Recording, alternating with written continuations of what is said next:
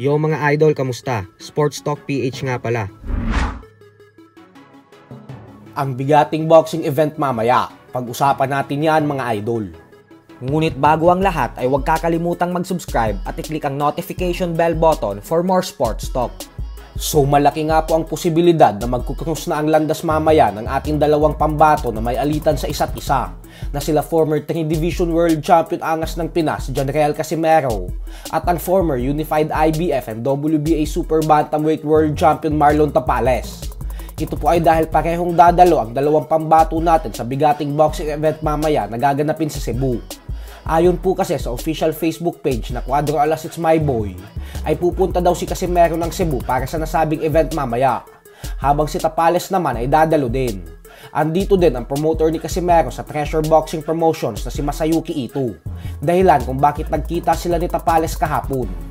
May mga usap-usapan din po na mamaya na daw i-aanunsyo ang magiging sunod na laban ni Casimero, subalit wala pa po itong kasiguraduhan dahil usap-usapan pa lamang ito sa Philippine boxing community.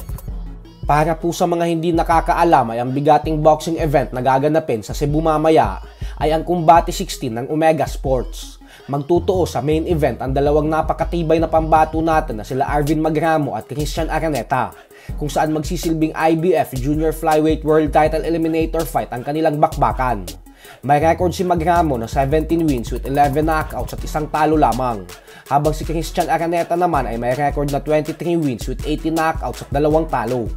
Bukod dyan ay magaganap naman ang rematch sa co-main event ng pambato natin na si former world title challenger Froilan Saludar at ng Japanese former champion na si Kita Kurihara. Matatandaan natin na nagtuos ang dalawa sa kauna-unahang pagkakataon nitong buwan ng October lamang sa co-main event ng Casimero vs Uguni. Sa unang laban nila ay bagamat underdog si Saludar, ay nasilat nito ang Hapon at tinalo via first round technical knockout. Kaya naman nangangati talaga si Kurihara na makabawi sa ating kababayan. Sa kabilang banda naman mga idol ay kumpirmado na nga po ang bigating bakbakan na gaganapin sa undercard ng Keith Thurman vs Team Zoo sa March 30 sa Las Vegas, Nevada. At ito po ay ang world title fight sa pagitan ng bata ni Pacquiao na si Pitbull Isaac Rose at ng current WBA Junior Welterweight World Champion Rolando Romero. Ito ang kauna-unahang pagkakataon na dedepensahan ni Romero ang kanyang titulo. Madami naman ang kumbinsido na si Pitbull ang magtatagumpay dito. Pag nanalo po si Pitbull ay magiging isang ganap na world champion na din siya. At dahil po kasado na ang Pitbull versus Romero, ay nababatikos naman ngayon si Ryan Garcia. Para po kasi sa mga hindi nakakaalam ay inanunsyo na kahapon ni Garcia na kasado na umano ang laban nila ni Romero na gaganapin sa April 20.